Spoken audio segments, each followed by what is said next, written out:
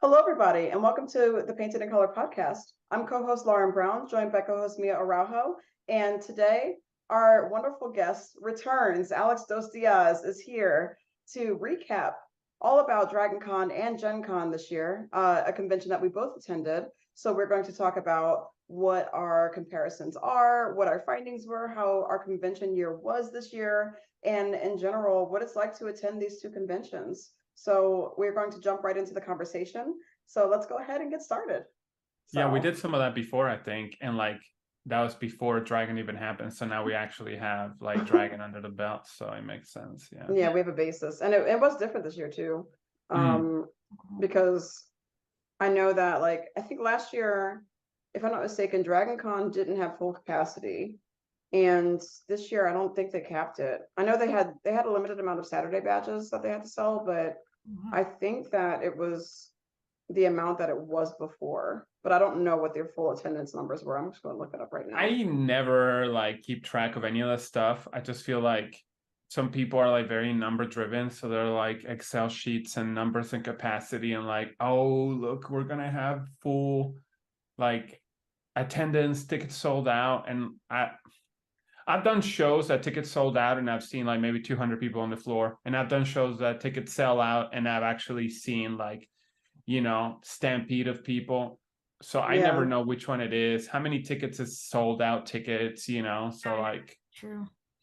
Yeah. So it just, it really matters what I call it the attendance to buying ratio is what really matters to me.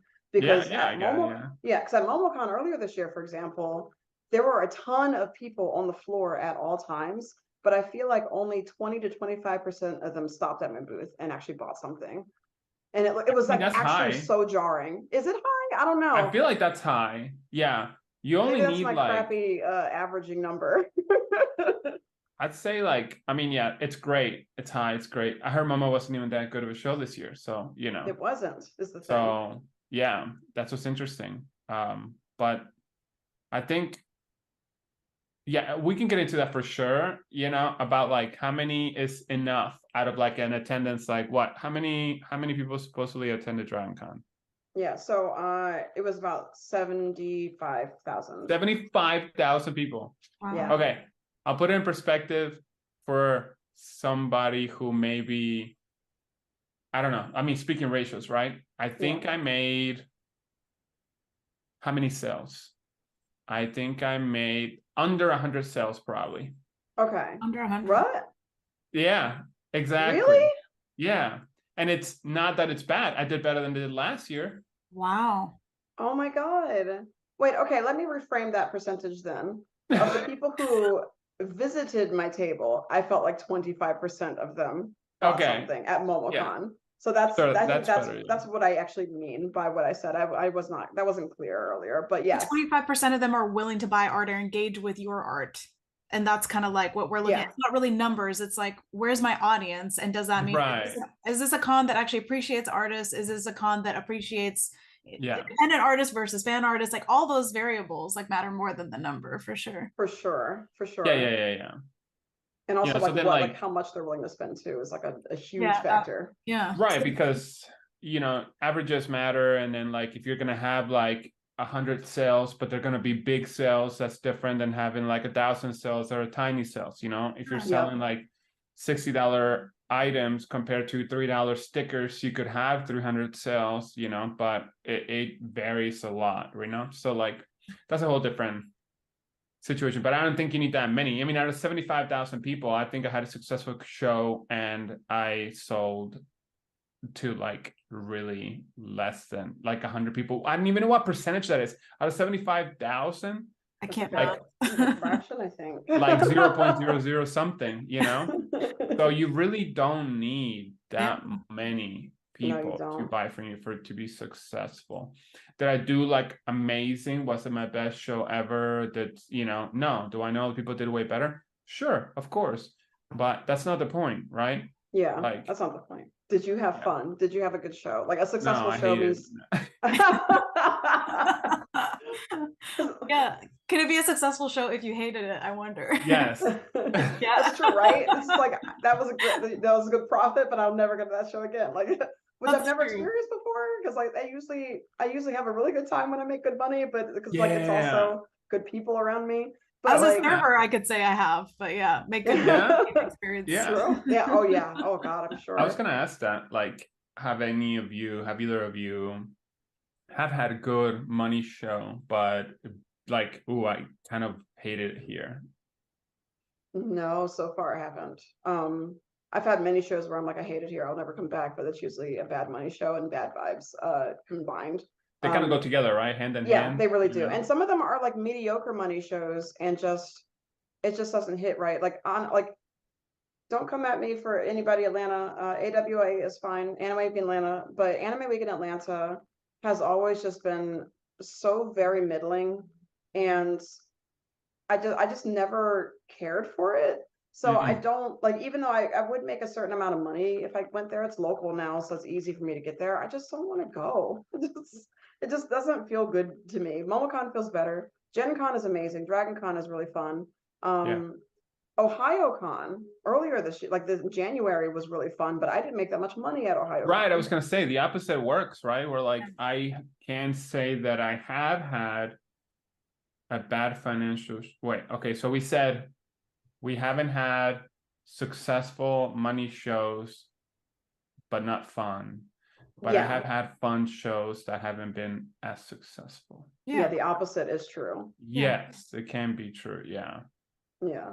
I mean, we were at OhioCon together, and it was really fun, just like to hang out with everybody and like our family vibe. But no one knew we were up there. Like we did not get that much foot traffic.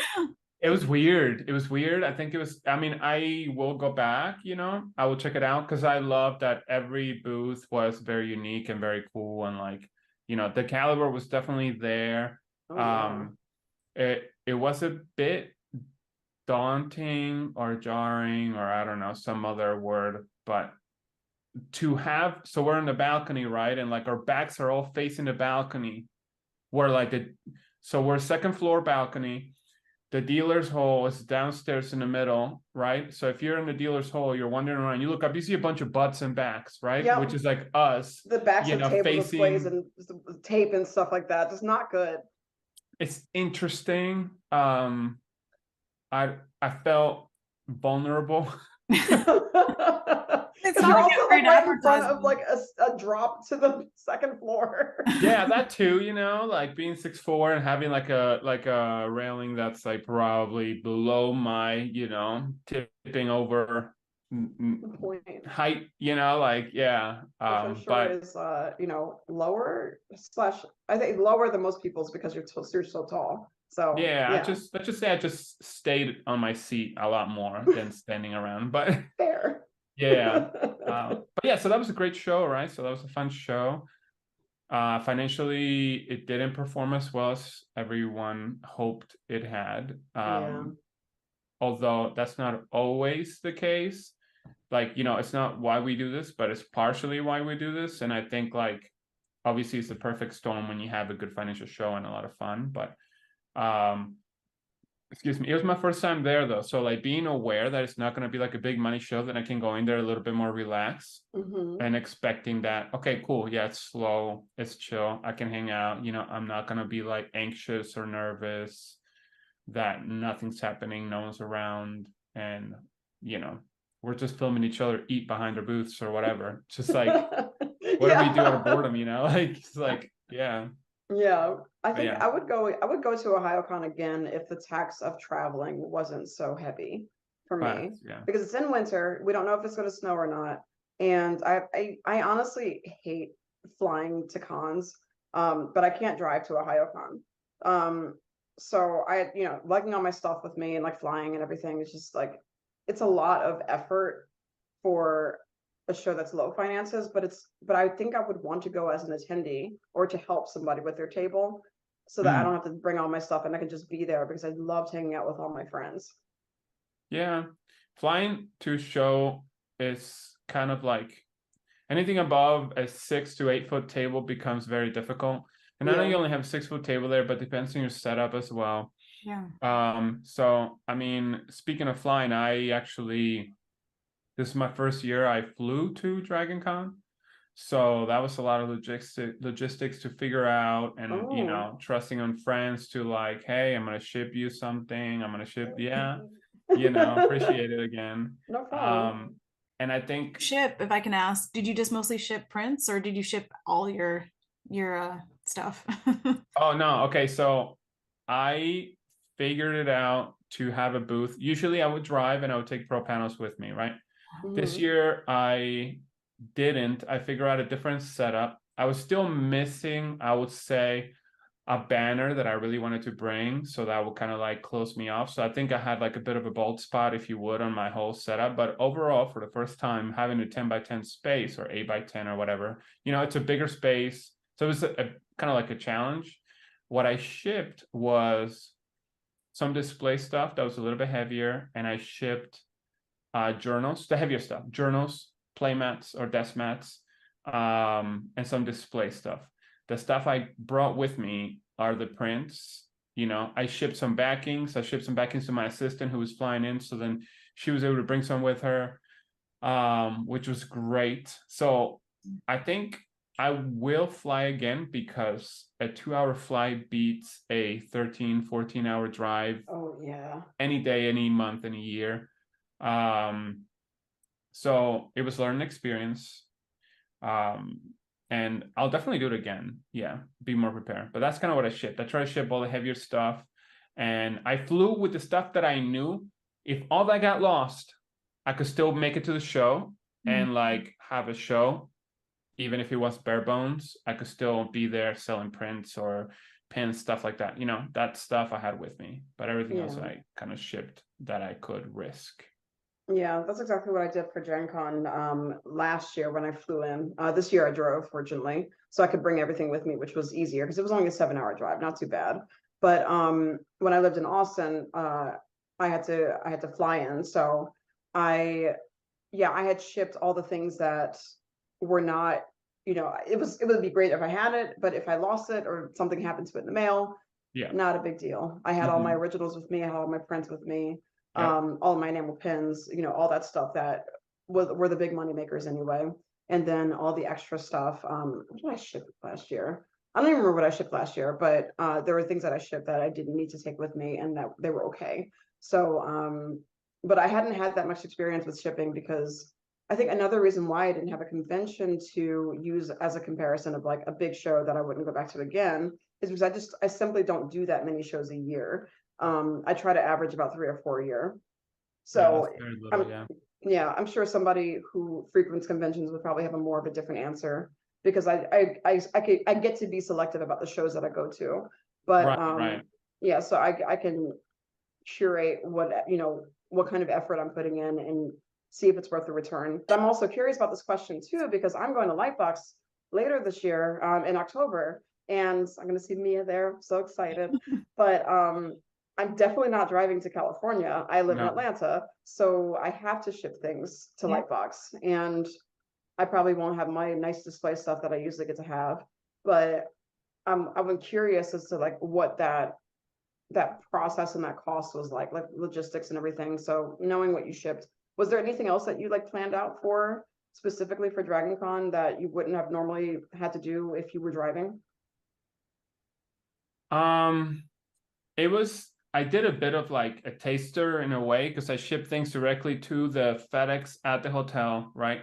Yeah. Which is another thing that was a learning lesson. If you ship to a FedEx, supposedly, I will call them ahead just to double check, but they can hold things for you for up to 5 days at no charge, right? So you can ship it to that location and pick it up within those 5 days of arrival. If you ship it to the FedEx in the hotel, they told me at the very least that it's part of the hotel, so they charge you a fee depending on the weight. So like if you do anything 15 pounds and below, it's like $10-15. If you do anything 15 25 pounds, it's like $20, something like that. You know, so on top of shipping, then you're paying for them to hold it. They say, oh, we'll hold it for you for free for 5 days and $10 each day after, but you're already charging me for the weight of the package, so it's not for free. You technically are charging me. So that was a learning experience. And I shipped some stuff to you. I had some stuff some medals that were done and they were shipped directly to Beth, who was flying in, so Beth could bring a check bag and then bring that stuff in. So a lot of it was based on like, okay, how have I done in previous shows? What am I expecting to kind of like sell? Haven't been to the show before. And if I'm going to have to fly back with a lot of stuff, right? Like I'm hoping that I sell what I sell enough so that I make enough room to bring what I can back, right? Yeah. And sacrifice some stuff, you know, some things that I didn't plan for, right? So, or, okay, big hiccup. You think you're planned it. I set it up. I set my table in the garage, put the 2 tables down, set up and everything. And I'm like, I'm the most ready I've ever been for the show. I was packed and ready like 2 days before the show. I had to go to a show. Unheard of. For me, at least, unheard of. I get there. We're supposed to have an 8-foot table. Oh, and I'm like, this looks weird. Oh no. This doesn't look right. And they're like, I'm like, this is 6-foot table. No. So I go up to them and I'm like, hey, I thought we we're supposed to get an 8-foot table. And then the people working there say, hey, yes, you are, but we order 8-foot tables and 6-foot tables, but we only got 6-foot tables for everybody. No. They're like, you can take another 6-foot table. But at this point, I already had a setup in mind, planned a certain way. So it totally throws a wrench in your plans. You have to figure things out. Now the space doesn't work as well. I was planning on buying a 4-foot table and adding it to the side. And that was a table that I was eventually going to have to donate or leave behind because I couldn't fly with a table, right? Thankfully, I had some friends who drove in and they'll be able to take the table and then possibly bring it when they come to do a show nearby, or they'll hold on to it. And then we'll see each other at Dragon Con next year. I'll use that table. And if I have to give them some free stuff, if I have to, you know, give them a little something for helping me out, that's what it is. That's community, right? Yeah. So that was a whole ordeal, right? I mean, the question is like, yeah, it could be anything. You know, like you don't plan, you plan for everything that you think. Or for example, right? So I knew that we have an 8x10 space, and usually the tables get in the border, get set up like if you have a square of a space, you put your tables kind of like in the front, so you have like a box where you have your display behind you and then your inventory. But I didn't like the way that was falling, like the way it was being set up, because I didn't have my pro panel, so now I didn't have that whole setup. So then my assistant Beth and I came up with the solution. Actually, it was mostly Beth. She was like, oh, why don't we push the table this way? And so we pushed it back and we made kind of like an inverted space for people to come in. Instead of having an L bordering the square, you have an L backwards, right? So people will come into that space and it'll be like a table on the side and then a big table here. Well, it was supposed to be until we had a 6-foot table, and that was a whole another ordeal. So then that's what happened, right? So we pushed the space back, but I didn't realize that my neighbor was going to be using the space that was on my right. I didn't think of having anything behind that small table, right? So then they put their banner facing the other way, and now have a huge white box behind my table, which like, oh no, it's not on them, it's on me. I just didn't realize that like by pushing the stuff back, I was inviting that kind of situation to occur, and it was just going to cause, you know, just a little display malfunction, if you would, right? So I had my banner, had it driven, all that kind of stuff. Big learning experience. Yeah, for sure. Yeah. For me, because I know that you had asked to see if you could borrow one of mine. And so my table set up, because I know you were in art show, I was in Pop and Comics at Dragon Con. And for anybody who doesn't know about Dragon Con's layout, who's listening, it's really interesting. So Dragon Con has 3 different artist alleys, which is already crazy. The first one is the Pop and Comics artist alley. That is after 3 floors of dealers in the small type like setup called America's Mart. And so you go up the escalators, it's 3 floors of dealers, and then the top floor is Pop and Comics artist alley. It's like a big room where comic artists and illustrators, like, you know, people like me, go up there and sell. And then there is the art show, which is a classic staple of Dragon Con. And the art show is downstairs in the basement of the Hyatt Hotel for God knows what reason. Like, it's a beautiful venue. I love like the actual vibe and mood of it. Like when I walked down there, I was like, man, like, do I want to be down here? Because I love the Different, feel yeah. of this. I love the way it feels to be down there. And there's a gallery set up and everything. And then recently they instated an anime out, like, what is it? What is it called? District, the anime The district. anime district, that's what it is. There's an anime district in the same room, but like a little bit pushed over there. And that's where the more anime focused artists are. What is the difference between the people who sell down in Poppin' Comics and anime districts? I think anime is more specifically very geared towards anime rather than Poppin' Comics, which is more like illustrative comic art. So so those are the three alleys that are there. So me and you were in two totally different buildings. Yeah. So in Poppin' Comics, I got a booth, and I only just did Dragon Con for the first time last year, and I started with a booth too. So I paid for another corner booth, and what I ended up getting was actually Gawky's Kizo table where there was a big pole, like a big pole, Oh no. right next to Beam. That thing is like it's fat. It is a chunker. That It's thing is fat, a unit. yeah. Why do they put anything next to those? I hate that. I've seen that at WonderCon too, where it's like there's literally a post in front of your table. Why do they even put a table there? Like they should just skip it. Like but here's the thing. The thing is, when you have a big beam next to your table, is that there are certain concessions that people are willing to make because they acknowledge that there's a big beam right next to your table. So when I got there, I noticed that, I mean, it was essentially the space of two booths, but one part of that space was the pole.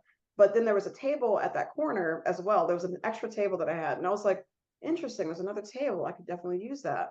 So I asked the organizer, I was like, hey, can I use this table? And she's like, oh, I don't know, like they might be using it for charity, but let me get back to you. And then I had to run home to get something because this is my local convention. I can go home and grab stuff during setup day, which was fantastic. Came back and my table was gone. And I was like, my table, no. And so I ran around, I was like, where's my table? And I was like, hey, my table's gone. And she was like, oh, let me check on that for you. And then I'm setting up and I'm just like setting up over there. And then I look and my table's back. And I don't know how it got back there, but it's back now. So I'm like, well, if it's back, I've asked for this. It means it's for me. It's my table. And what ended up happening, it's my table. So what ended up happening was that even though I had this big chungus pole, I had essentially the space of two booths suddenly to use. So I needed extra, like I had to get an extra table. So I used my 6-foot table next to my own to kind of create more space so that my table extended longer to my table, like from the start of my booth area to where the beam was. And so that was my first table. Then the second table that was at the corner past the big pole, I put all metal prints and play mats. So because I didn't have room on my table for that anyway. So I was like, oh, perfect. I have extra display space that I can put over there. And it ended up working out pretty well because I also extended prints like all the way down, like to behind the pole, because I found when you come around the corner, you could see past that pole to the like behind my booth. And I was like, well, I can't stop my prints there because it looks empty. So I was able to use up all that real estate. And like people were like, where does your booth end? Like they were like going crazy about it because there was just so much space. So it was I had kind of like the opposite thing where I had like more space than I was anticipating. And I didn't plan for that. So I had to improvise on the spot. But we actually ended up doing this pretty cool thing. My table assistant, Lily, who was just wonderful, we set up my second photo backdrop stand. And I have a gigantic metal master print of the Gen Con cover. And I was able to, we rigged up a setup where we put that metal print right in front of the pole. Nice. And just blocked it and put like ivy and stuff around it and everything. Like it was smart. Yeah. So we used that space. Like we found a way. It was very interesting, but yeah, it was a lot of improvisation and you know, and kind of like adjusting on the fly. But that's what you have to do very often at conventions, which is part of the reason why I often don't tend to plan ahead, even though I know I should. Like I have a general sense of what I want to do, but usually it's not until I get there that I even know what I really want to do. So I change the plan anyway, regardless. Are you shaking your head at me in shame? A little bit. Yeah. I mean, yeah, I'm not encouraging this. This is not a good thing to do. I think obviously you have an idea of your basic kind of setup, right? For where you mostly put things and how you set it up, right? So I understand you gotta work with what you got, but like no attempt made, no like. Well, there was an attempt. I mean, like. Oh yeah, I'm sure. Oh yeah, totally. It sounds like there was. It sounds like Wow. I never planned, but there was an attempt to plan to do this. Well, no, what I usually do is sketch a layout of what I think I'm gonna be able to do with the space that I have. But I didn't know what that pole was gonna look like and how I could use that space until I got there, because I asked them beforehand. I was like, hey, can I activate, like, how much of the space can I use? And they were like, as long as you don't put anything on the pole and you're within the boundaries of your booth, you should be fine. And I was like, okay, but I could have never accounted for that space next to the pole. Like after that pole, I didn't realize there was extra space that I still had to use there. So I didn't know that there was going to be a whole nother table to plan for. And so yeah, that was a bit tricky. But I knew generally, like I was like, I know I want my banner here and I want my prints here, and like I have like my general table set up. I feel like okay, so let's just say that they know, which they are going to continue to do, which is give that space to somebody. Yeah. Right. They should just let you know in advance. Hey, this is the space we got for you. They don't want to do that because people are going to say, I don't want to be there. Yeah. You know, I don't want to be there with this big fat pole. Fix it, make it better, right? So like, surprise. Yeah. We'll see you again, because I know you're going to come and complain or have questions, you know, that's fine. But I feel like they should let you know, because they already know. They're like, hey, you know, just send a straight up email like, hey, here's where you're going to be. There's no other room for it to change, you know, but here are the benefits of being in this troublesome spot. You're going to be creative. You're going to have to get creative, but you have extra space. Yeah. I mean, you did it, you worked it out, you know, but come on. We know how stressful this shit is all the time. Like how stressful it is to get there, to set up, to get it all ready. You know, no matter how much you plan, there's still going to be stuff that's always going to come up, whether you plan it or not. Things happen on your end or their end or whatever. So like, help each other out here. Come on. Yeah. Yeah, they like know I someone's don't gonna want to ask have for to. discount. That's why.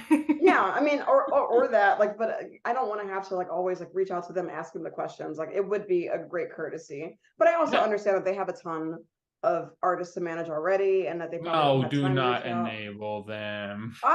I'm just trying to be empathetic, because I know organizing this stuff takes a long time and it's exhausting. So I can't get on them too much. But it would be nice to have the courtesy if you have an exceptional space like a poll space, because hilariously, actually, that happened to me last year's Gen Con too. And I wasn't able to plan for that because I didn't know what I was going to be able to use. Yeah, my table was next to a big pole as well. And I was worried because I thought people wouldn't be able to see me from the aisle. Turns out it wasn't an issue after all. Like people saw me just fine. But it was something I had to work around. But Barbara did let me have like an extra pro panel behind it, but I just didn't plan for it to use it, so I didn't really use it. But it was there. So yeah, it would be a great courtesy. And we should encourage organizers to let us know if there's going to be like what we have to work with. For example, up in Poppin' Comics, there's also a whole section of booths that are kind of under an alcove. And so therefore that makes that part darker than everything else in the artist alley. Yep. And not everybody knows or thinks to bring lights. But if you're warned about that ahead of time, then you can plan for that space and bring your lights. Now I bring my lights all the time, but like everybody doesn't do that. And not everybody has the, funds to invest in lights. People don't have lights. Yeah, exactly. Yeah. Yeah. So, it would be great. I know Otakon is a similar problem, actually. There's a section that's like dark. Actually, no, that was in Baltimore. Jesus. Some other shows, sure. Like other shows do, I'm sure. Yeah. Yeah, but a lot of shows do. And so having that foresight, I think would be really important. Yeah. But in terms of the actual show itself, past setup and past logistics, what was the general insights of art show? Like, and also were you there last year? You were there last year. Yeah, this would be my third year there. Yeah. Mm-hmm. How was it first compared to last year, and how was it in general? It's a weird show. Like it's weird. Like it's odd because the thing that still bugs me, I would say, is that I have a lot of people who come to my table and end up being upset because they see my stuff and they're like, what is this? And I'm like, what do you mean? And they're like, we were at the artist alley and like we just heard this room and like all this art's here, like what, Oh, and it ranges anywhere from 7 to 17 years to whatever many years, of like people who come over there and they're like, hey, it's my first, I've been coming to the show for X number of years and I never knew about this room. And I don't know if it's this whole like, oh, we want to keep it, very collector friendly, quiet, have those conversations, because I feel like collectors want to have those conversations with the artists, they don't want to be in a packed room full of people running around of all ages, like trying to buy things. They can't even get close to the artist because the artist has tons of people behind them, waiting to buy stuff. So maybe that's why they want to curate that space so it feels more like collector friendly. Yeah. But it gets a bit tiresome to kind of hear that. And then sure, they could say, well, then don't come to the show, right? Don't do the show. And like, that's fine. I get it. I respect that, but that's what makes it a bit weird to me, that a lot of people are like, I've been looking for you, even though I thought I was at the Artist Alley art show or whatever, so that's odd. So I think financially the show was better than last year. Not by like a tremendous amount, or anything like that. So it was a little bit iffy here and there. I think that Monday was a throwaway day. I think that this personally, this is always love, because like I still love it there. So I feel like I'm being very kind of harsh right now, but I'm just kind of like, it's the things that are coming to me as they're coming to me, You have the right to be harsh Monday, too. Like, you can, yeah. Oh, sorry, it's a show on Monday? Like, yes. Yeah. So the show is cons. Friday, which throws me off so much, because Friday I'm like thinking it's Thursday, and because I know it's a 4-day show, but it's Friday, Saturday, Sunday, Monday, right? Oh, because it's on Labor Day weekend. Yeah, I literally had people that were coming to stay at my house who had thought up to that week that Dragon Con started on Thursday. Oh no. And they're like, oh, I guess I have an extra day to come down because it doesn't start until Friday. I'm just like, what? Yeah. Oh no. I mean, it got so confusing that like I even booked my assistant's flight to leave Monday. So she wasn't even here with me, So she left Monday and I was there, and like, it's fine. Thankfully, she didn't have to kind of like sit there, but it was desolate. It was just like nobody really there, nothing going on. It's not so much about financially, but it's like last year, I think it was till 3. This year it was till 5. I don't know why, but like, so it was longer.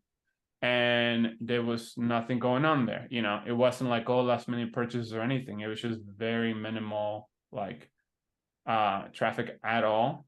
Yeah. So Monday was really weird for me, and Friday was also really odd.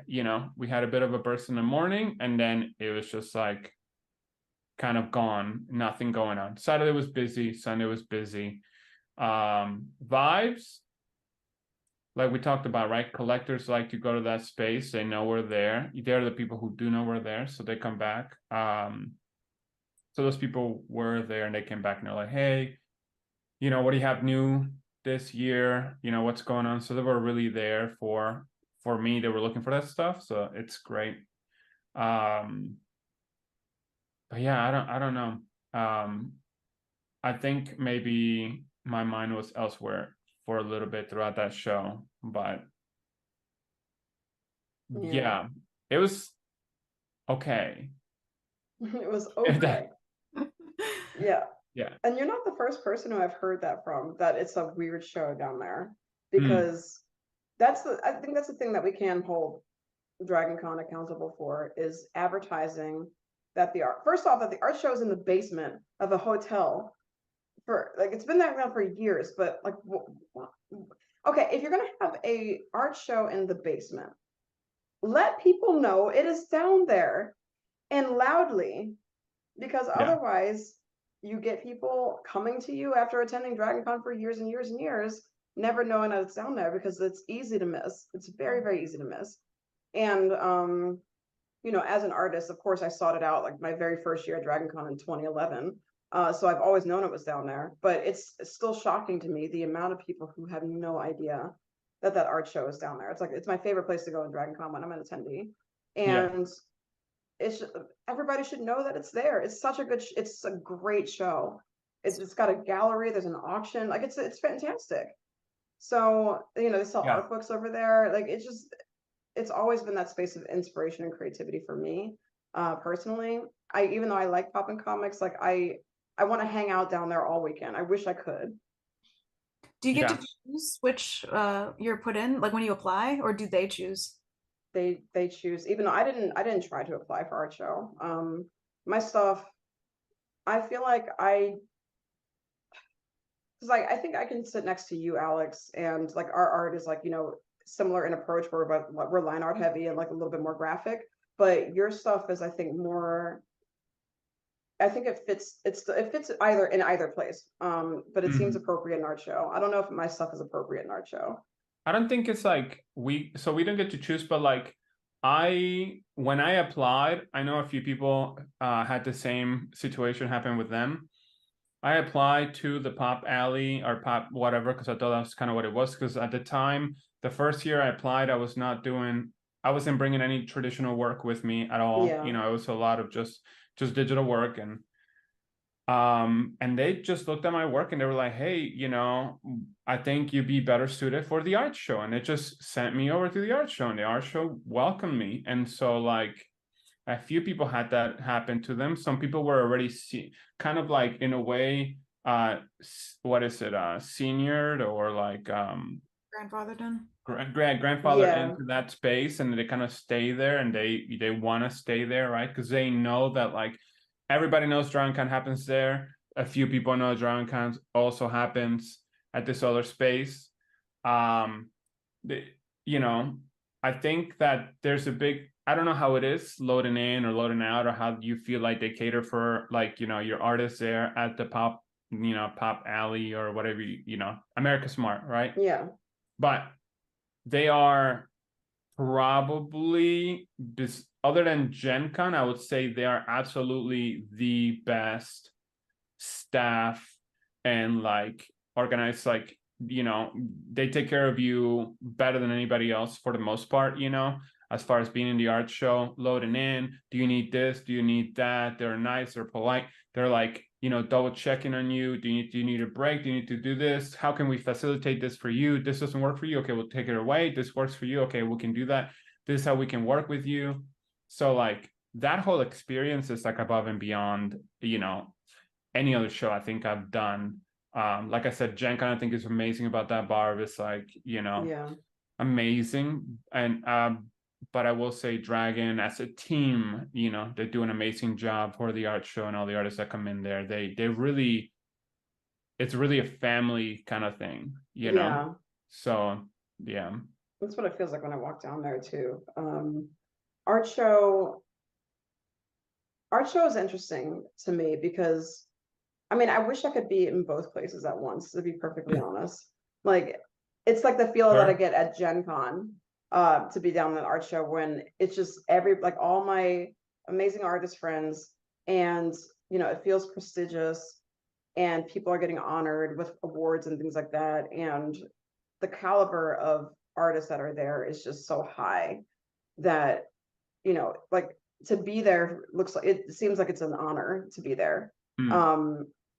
Which is why I want it to have more recognition so that people can come down and support y'all and give you money. So it's like as financially viable to be down there as it is to be in Poppin' Comics. Because Poppin' Comics is cool, but it's like a lot, like most of the artist alley is dedicated to people who are making comic books specifically. And then some, you know, artist alley people, illustrators, some of my friends are also up there too. Me, Andrew, and Key were actually all within the same row of booths. Like we were all like right in that same section, which was really nice to have, you know, that familiarity. And then we were right across the aisle from like a very traditional like pencil artist who did like realistic sketches, or realistic illustrations. So it was, you know, it's a mixed bag up in Poppin' Comics.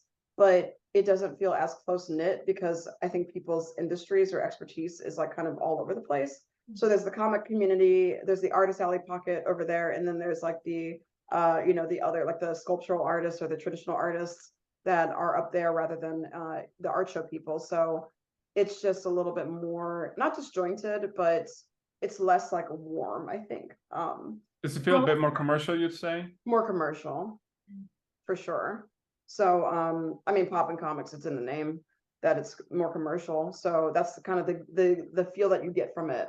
But to that end, it being more commercial means that it gets a ton of foot traffic. Also, there's 3 floors of dealers below you, so you can't help but to come upstairs. Yeah. So it's in an inaccessible place.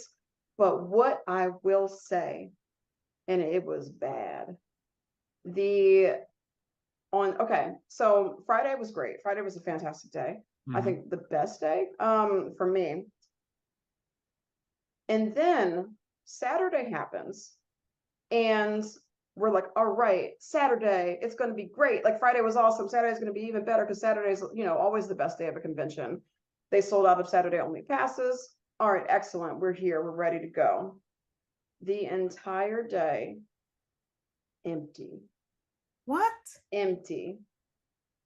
There was like tops, probably, I think 30 people who had stopped by my table that day. Oh my God. Like it was bad. And the reason for that was because there were so many people trying to get into America's Mart that the fire marshal got involved. And the fire marshal was only letting 100 people in at a time in specific time frames. So what this resulted in was a line that wrapped around the building, wrapped around it twice, went underneath into the parking deck, and then came out and wrapped around the building. It was a 2.5 to 3 hour wait to get into America's Mart. You're never going to want to leave. You're never going to want to leave. So like, yeah, exactly, because you waited so long to get in. So the people who are in there are staying in there, and we're not getting new customers coming in. Nope. And all day, dead. God. I couldn't, it was like the worst Saturday like I had done in such a long time at like any convention that was like at this size. And that was crazy. People came over to us. They sure did. And they were like, I ain't gonna wait in that line. This did. is here. There's no line to come in here. There's actually escalators to bring me all the way to you, And I'm like, we're here. Yeah. And that's crazy. Yeah, it was organizing. I don't know who organized that. I don't know what happened, but it was on them. It was poor planning. Because they didn't account for getting people into the building and like only sitting 100 people in at a time. Well, you're also not considering that there's 4 floors of places to go. So those 100 people are not going to all go to one floor. So it's even more spread out than that. So they did remedy this on Sunday, where Sunday they actually were letting people in and distributing them, between each floor. And then business was back to normal again. And then Sunday was a great day too. But Saturday, like this would have surpassed last year's Dragon Con if not for that awful Saturday. That just tanked everybody's sales. And it was really, really disappointing because that day held a lot of potential. And it didn't deliver because of their organization. Not our artist alley in particular, but just like the convention's organization. Yet another example of how numbers, the number of people there really doesn't have a bearing on how you do it. It happened when I did Colossal Con as well. So I did Colossal Con in Ohio. Yeah. And they were doing this.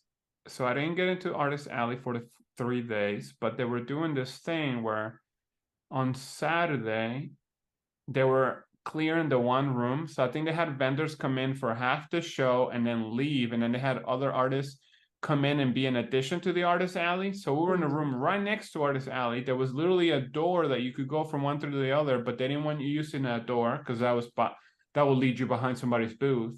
Yeah. But you could go out of one room and go into the other. An extension. So we're there all day Saturday and then Sunday. And Saturday was really great. And then we get to like later in the day, or I think it was either Saturday later in the day or Sunday, that there was a lot of people there, and the fire marshal came in and he was like, either you change this or we're going to shut the whole thing down. Oh. So instead of like, they capped the amount of people going in and they opened the doors on both ends, and it was like, you can only go in one way and exit the other. So it really stopped everything for like 2 hours. And it's like, we're here. I think it was Saturday, because they're like, we're here for a day. Like, we need to make the money, we need to make what we can make in a day. So that really kind of stinks. And it was like pretty bad as well. And people didn't want to leave. People just like, I waited. Yeah. I'm in, I'm going to stay. That's it, Look at everything. Yep. Yeah. And a lot of these people are probably Saturday only. So it's literally their only opportunity to see the entire vendor's alley. And there's a lot to look at. So yeah, it was rough. That Saturday it was so demoralizing. Yeah, no matter what. I mean, that's the amazing thing about shows, right? They can be so peak and so great, but they can also be so low. And like, no matter who you are, what you do, it could be, humbling experience, for sure. So, yeah, okay.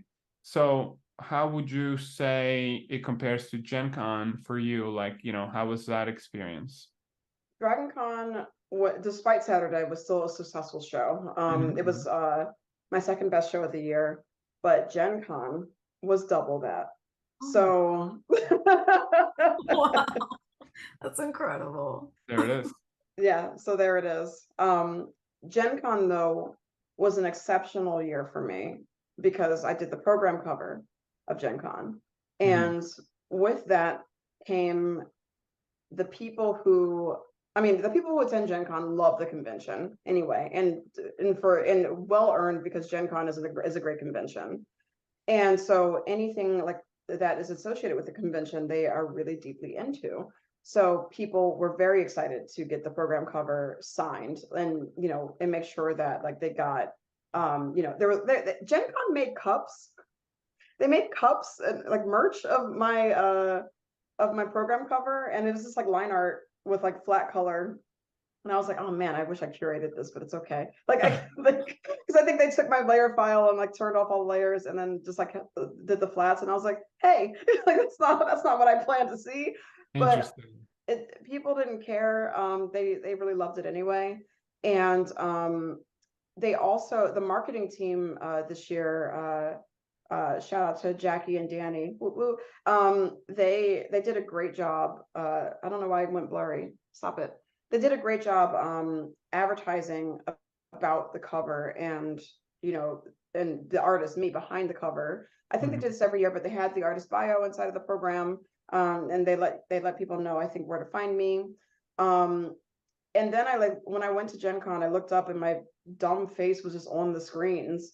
They have like these LED monitors that or LCD that are just like on the con floor, and I just look up and I'm like, it's me. It's weird. It's really weird. Yeah. But Gen Con was a fantastic show. And the feeling and vibe of Gen Con is really like no other show that I've gone to. If you know other shows that feel like Gen Con, let me know, because I'm right there. But one and only. It's the one and only, I think. So Gen Con is always going to be a staple for me for as long as they let me in to Artist Alley, because that show appreciates their artists like nobody's business.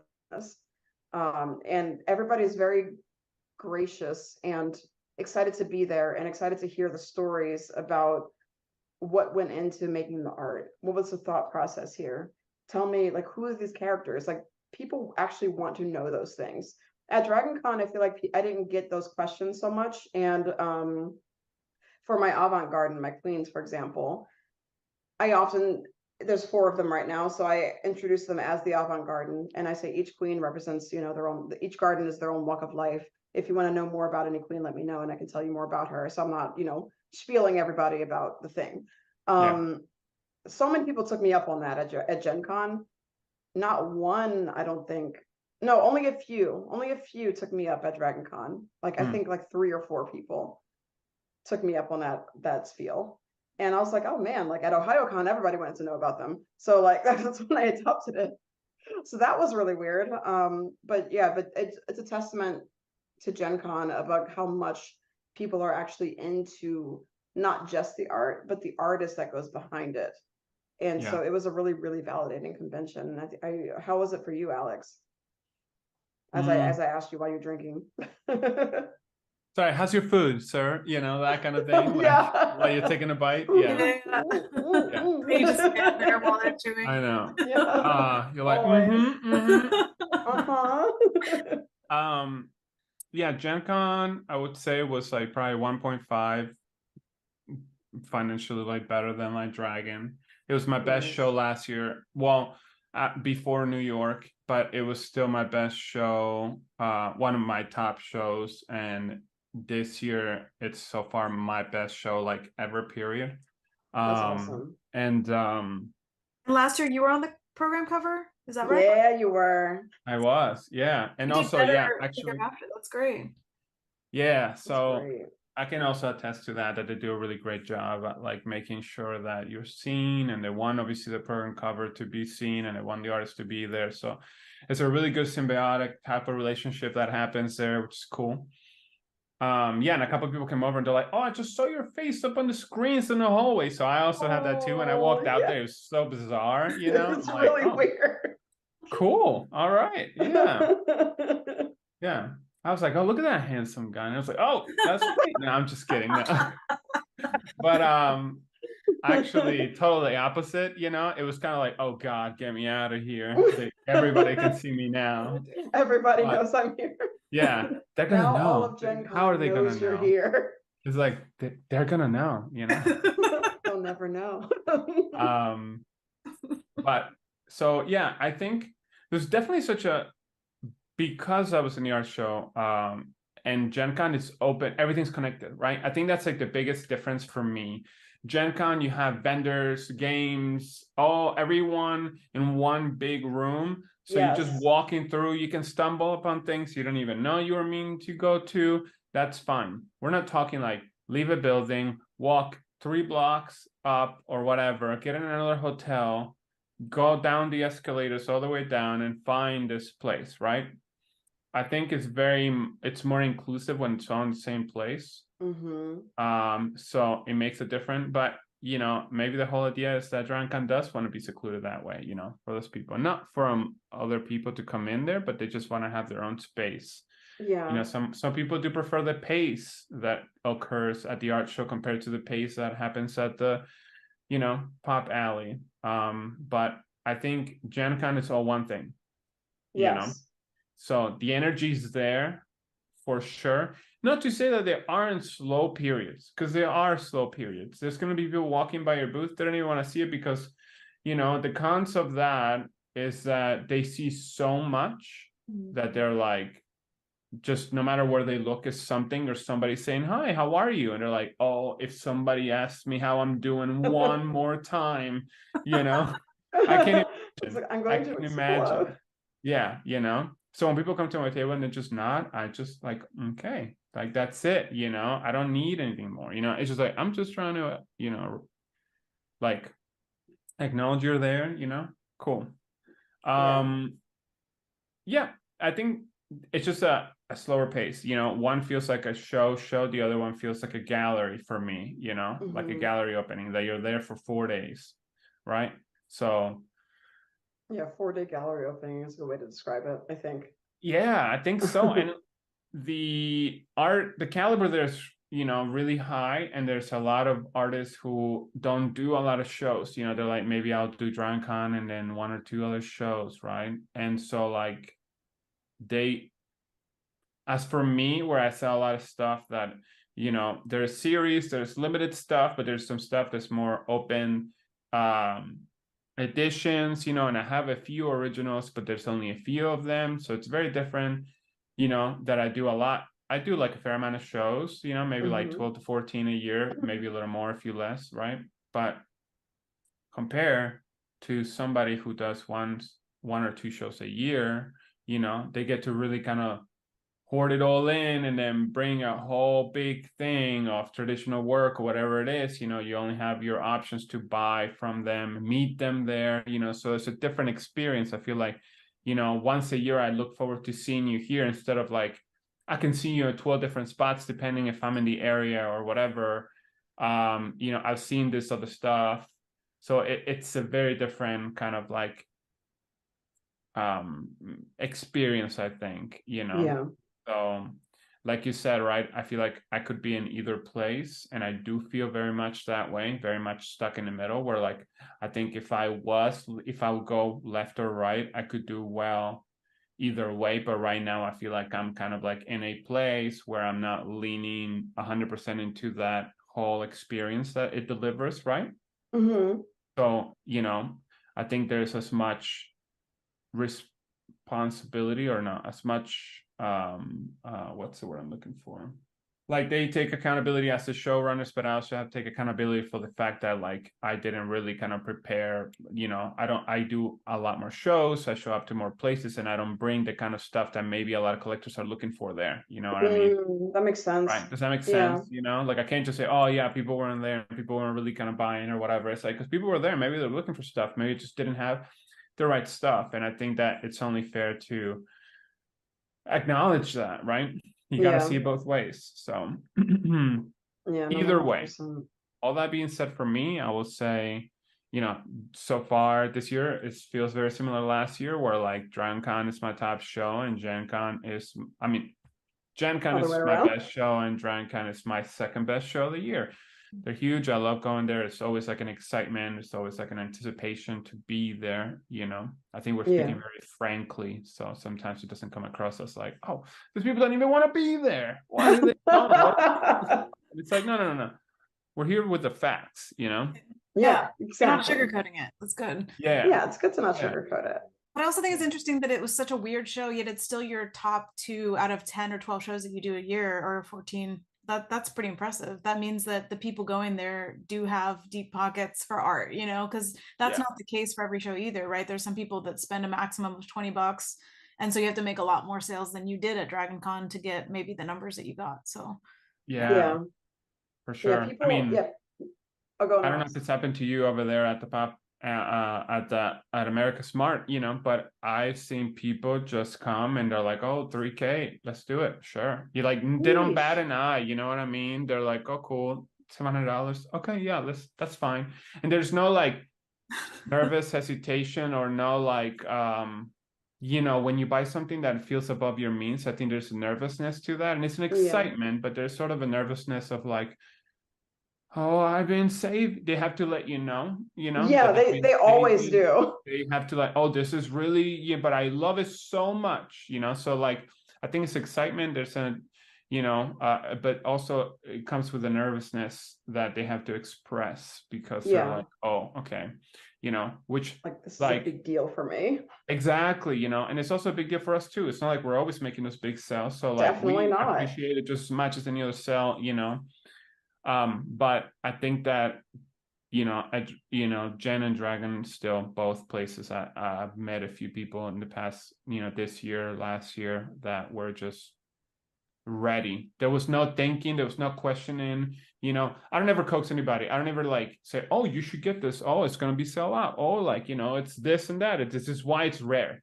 To me, if it's important and precious to you, then get it. If it's not, if it's going to put you out for something, then don't get it. Like, that's fine, you know. But yeah, that's what happened. I mean, it literally went from like, for me, I was doing below par for, obviously Friday wasn't as great, Saturday at Dragon Con, right?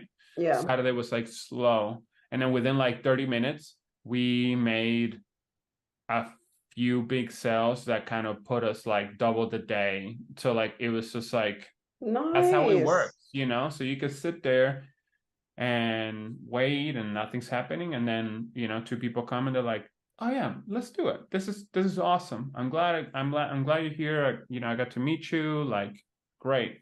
And so casual, you know. And I don't think that like that happens at a lot of other shows, you know. No, not at all. And it's part of the reason why it's such a gamble to do artist alleys, and you know, especially when it has like the traffic that is variable like that, because you never know. because it's just as easy as like you couldn't like what if you were not there at the table, you were going to the bathroom and nobody was manning it, and that big sale missed you, and then they couldn't come back. Like that could have easily happened too. Fortunately, they got you, but it's such a gamble to not know what you're gonna make or like how it's gonna go. Yeah, you don't know, show. it's just sitting don't there. know. Yeah. People were leaving, and like some people didn't even want to buy. Here's another thing which was odd.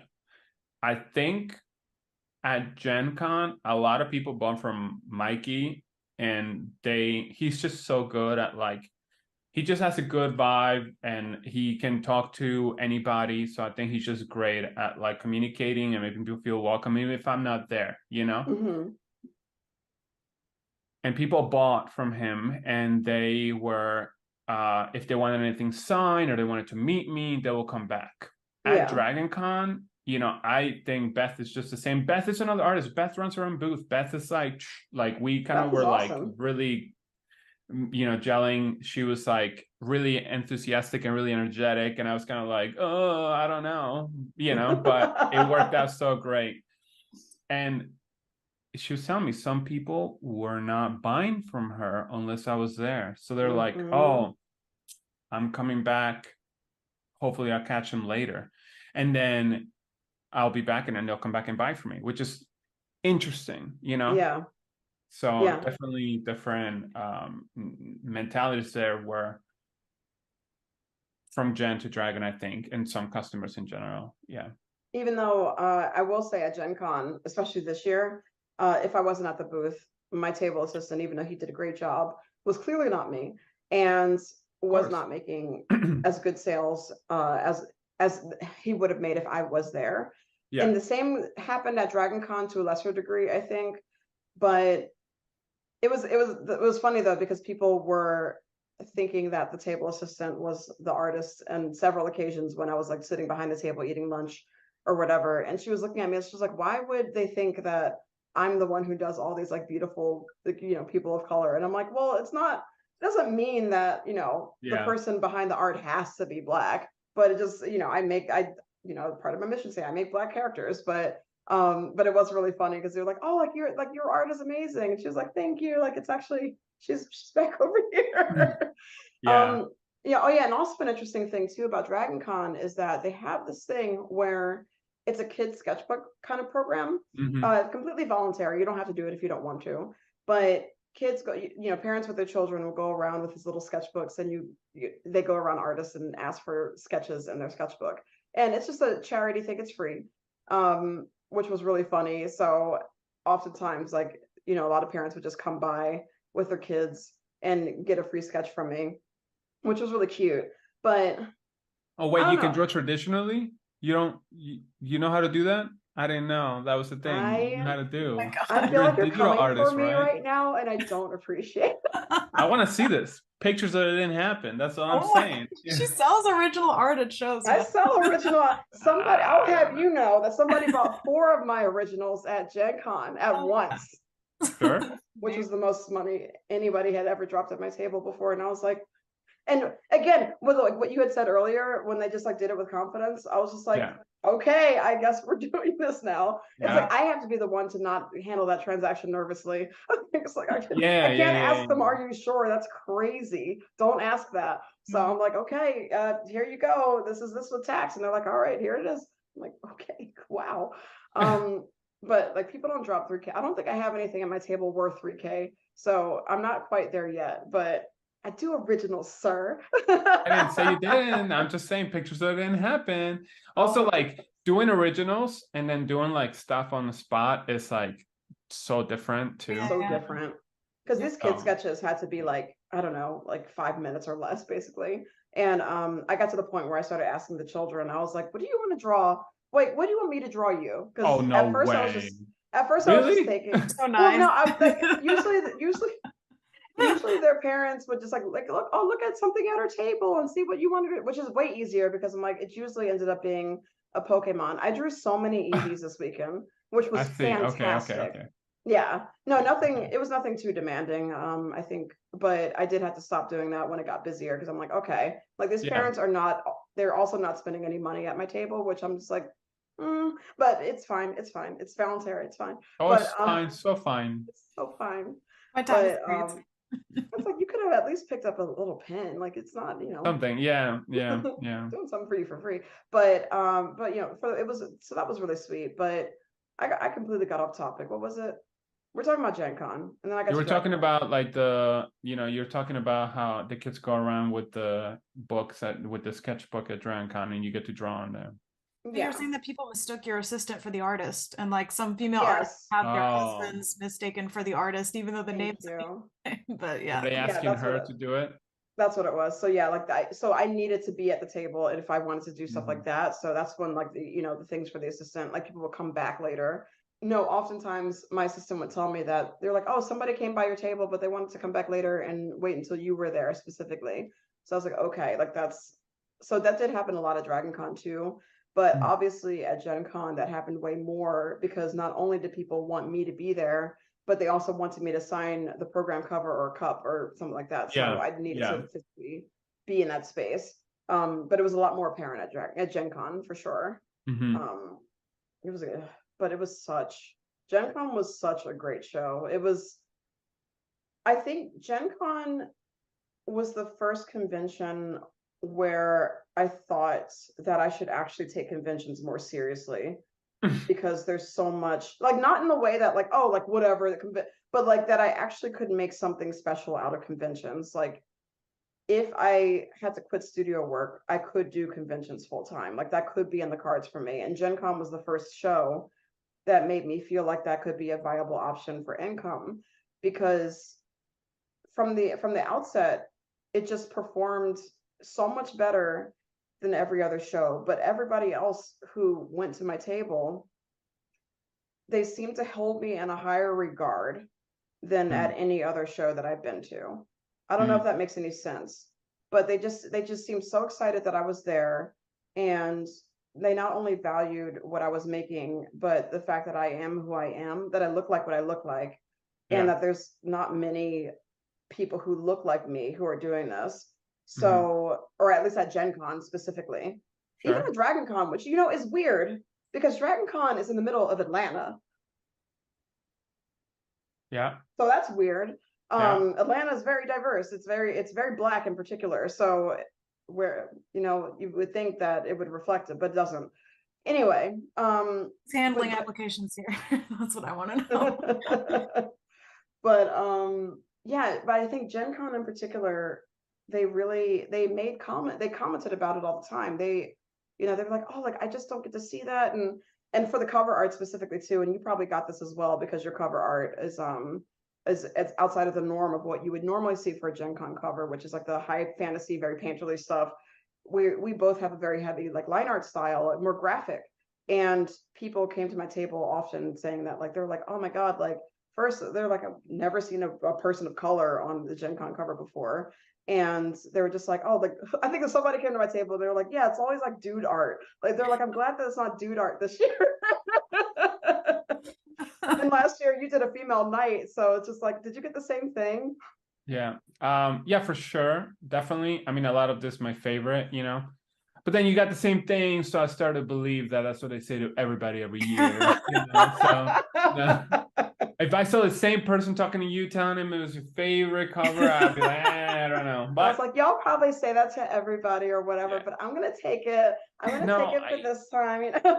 I think so. I had an experience like a little while back. I think a lot of people, even in my family, still don't understand how like what we do and how I make any money, period, right? Like I can't, it's hard for them to understand.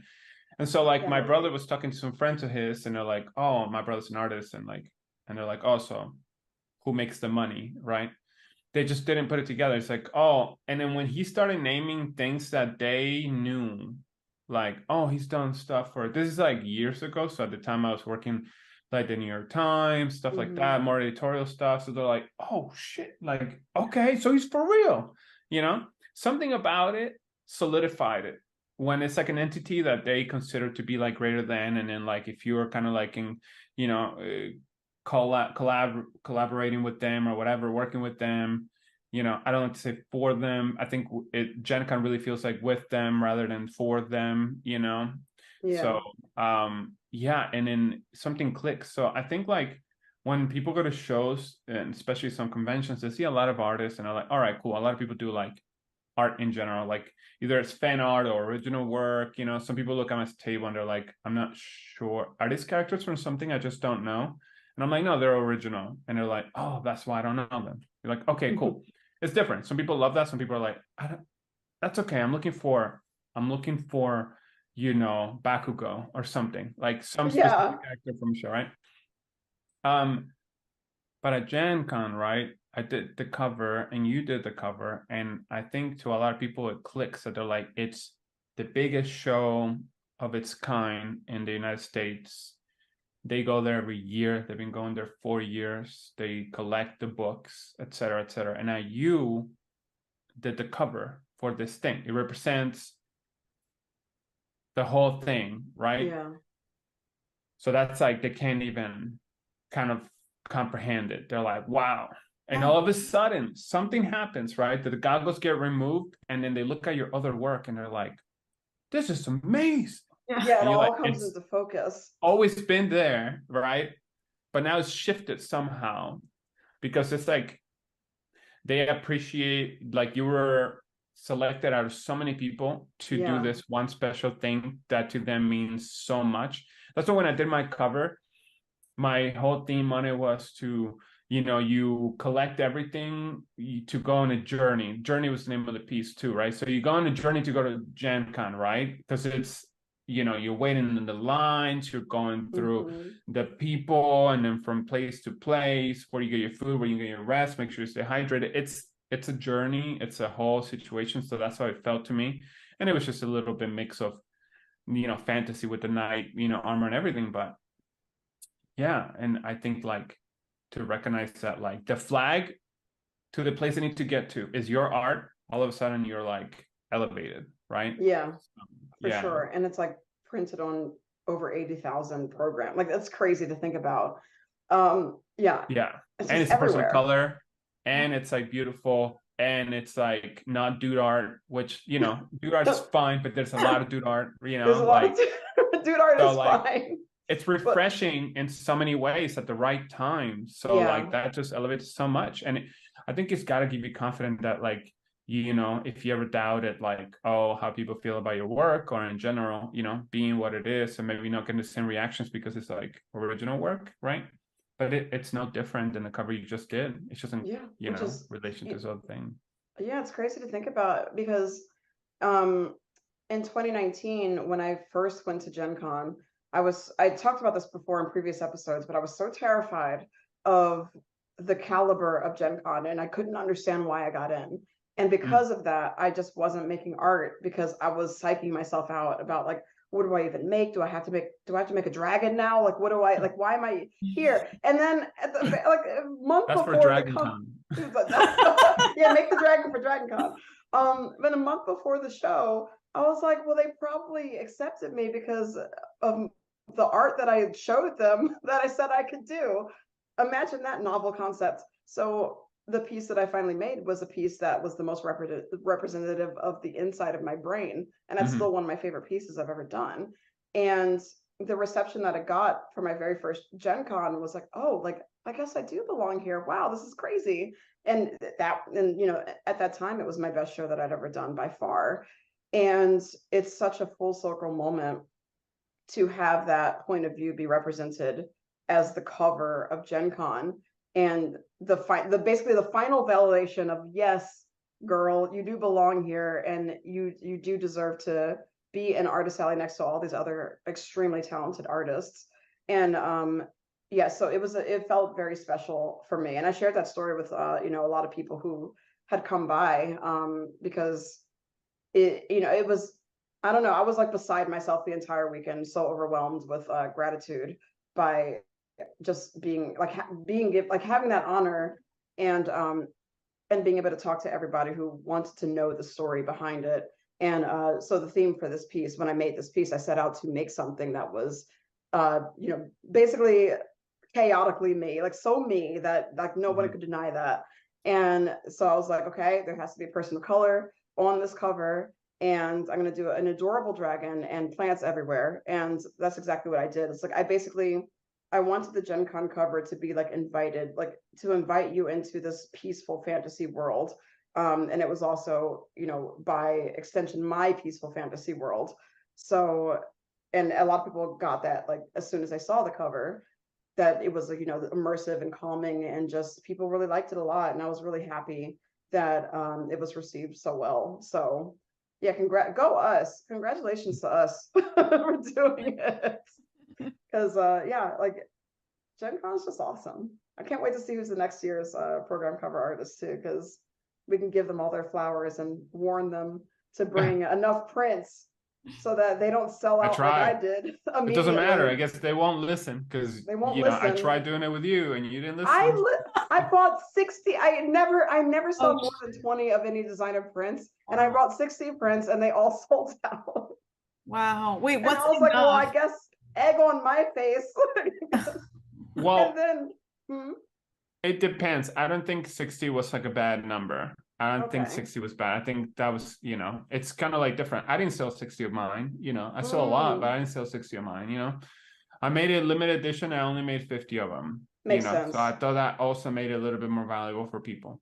Yeah. People were reaching out to me that couldn't make it to the show online. What did you do about that? Oh yeah, go on. Sorry, yeah, they were just reaching out to me like, hey, I can't make it to the show. Can I get a copy of that? So that's fine. Like, so yeah, but I don't think 60, no matter what, I'm always going to give you a hard time, but I think 60 is a lot. I get it. There's always that nervousness, like, now I'm going to be stuck with like 40 of this prints. What the heck? Like, but obviously you were not. So that's great. Like, that's really good. Yeah, I'm happy that worked out. And so what I had ended up doing, since I sold out, because I didn't do mine as a limited run, I opened pre-orders, and foolishly opened pre-orders. You got how many more? Not foolishly at all. I got 103 pre-orders, y'all. Oh my God. That's a crazy amount of pre-orders. Most of them were the Gen Con cover. Yeah, so you got like, okay. I thought they were all just Gen Con. Like no. More. It was like, I think probably like 75% of them were the Gen Con cover. That's crazy. So you crazy. sold over 100 prints. Like, I wouldn't tell somebody. Yeah. Like and it did them in different sizes too. Like there were some like 13 by 19, some like 8 by 10. So like that's what I mean. Like by 60, like I had them all in different sizes, but they all were gone, and all the sizes still sell. So it's just like, it was. I was like, I don't know what happened. I don't know how I got here. It was crazy. It was very surreal, but it was very warming to my soul. So, yeah.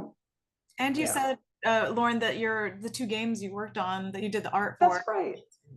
Yes, thank you for reminding me, Mia. My memory is already fading away forever. But this year was also special at Gen Con, because both of the board games, the tabletop games that I worked on, came out this year, were actually published. So not only was I signing the Gen Con cover, but I was also signing copies of Deck of Wonders and Heck and Hounds. And those projects, Heck and Hounds to a much lesser degree, because Heck and Hounds was a lot of fun. It was only like 9 pieces of art that I had to make in a box cover. That was manageable. Deck of Wonders was a endeavor. It was about, I think, like 50 or 60 cards total. Yeah, your face is appropriate, because I will never do that again as long as I live. But it was a great project. The client was, Dennis Furia is fantastic, and he's so wonderful to work with, and he was so patient with me. But good Lord, that was a hard time. So, Matt, how many? Okay, I'm always interested to hear this from other artists. How? Are they full color?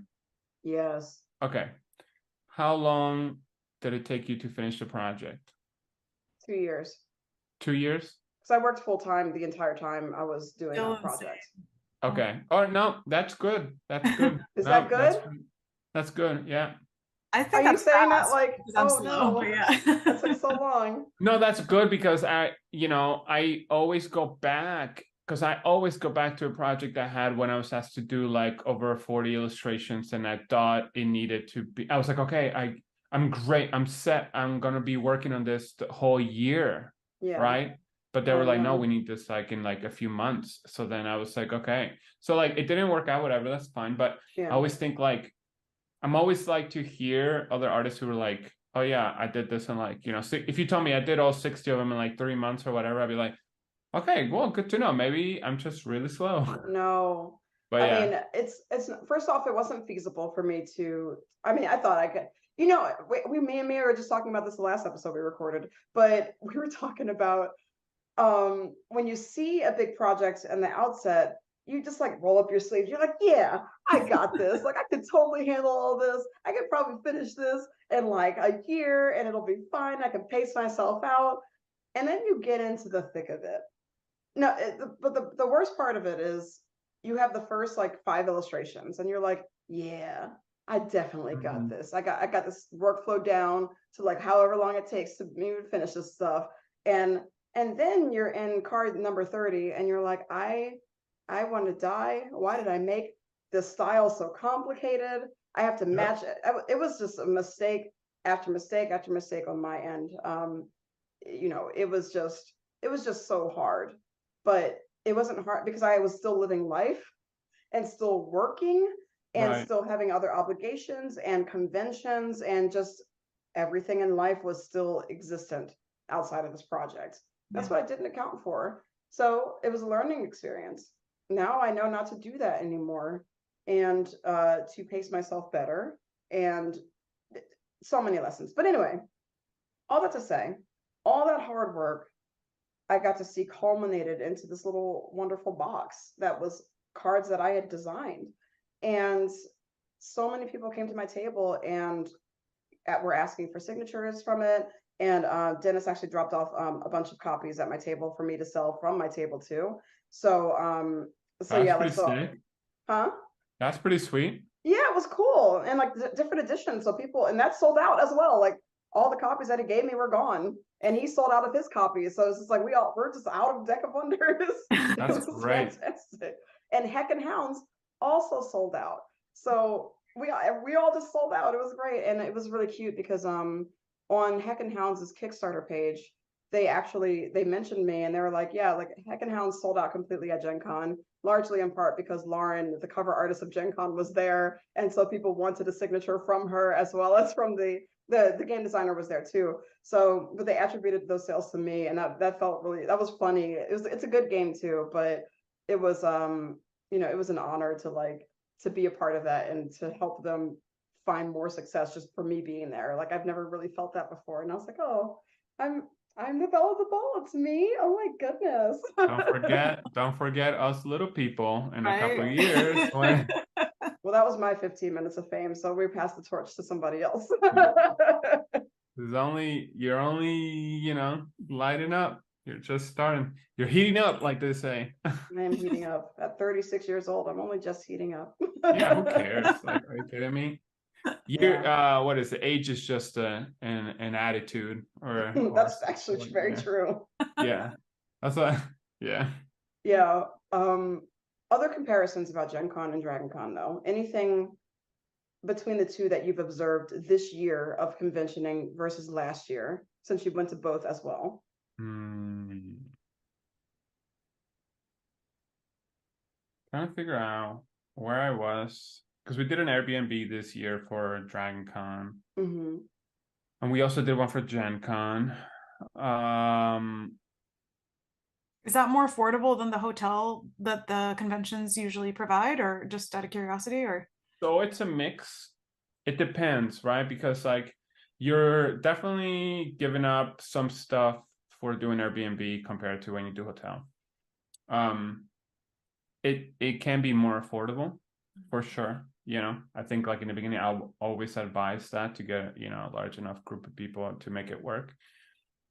But you also have to consider that then it has to be a group of people you get along with really well, and it has to be a group of people that you're willing to communicate and like make sure that as you do things, like for example, you're in an Airbnb, you're 10 minutes away, you gotta get a ride in from the B&B to the show, so you might want to make sure everyone's ready at the same time, so you could do a couple of Ubers instead of everyone doing their own Lyft or Uber, you know, that kind of stuff. Yeah.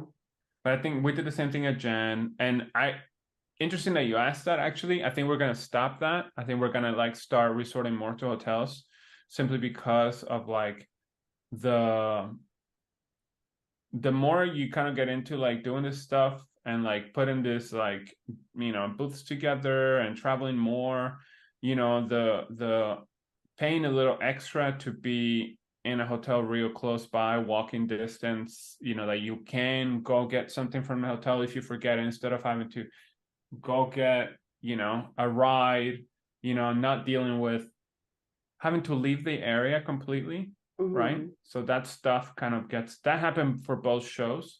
That I think Dragon Con has a lot more stuff available than Gen Con did, I think, for sure. Maybe if you stayed in the city around Gen Con, I don't know, you know, but we were just like a few minutes out, and it was kind of hard to find like places to eat. Like that was kind of like a little bit difficult, you know. But Dragon Con, that was like no problem. They had tons of stuff available, of course, you know. But all the comparisons. Yeah, I think. Well, okay, so Dragon Con is Thursday, Friday, Saturday, Sunday, right? I mean, Gen Con is. Gen Con is those dates, and then Dragon Con is Friday to Monday. Yeah, I think that like for some reason those days work better than the whole till Monday thing situation. I think that Dragon Con. Let's do this, okay? If you're gonna have the 4 days, I don't know how busy you were. I will say that it's always the opposite, right? When you're not busy, we're busy. So like you're usually super busy. I think 3 years in a row, it's been the same situation. Friday, the America's Mart blows up. Like Friday, you're like your best day. Consider Friday your Saturday, right?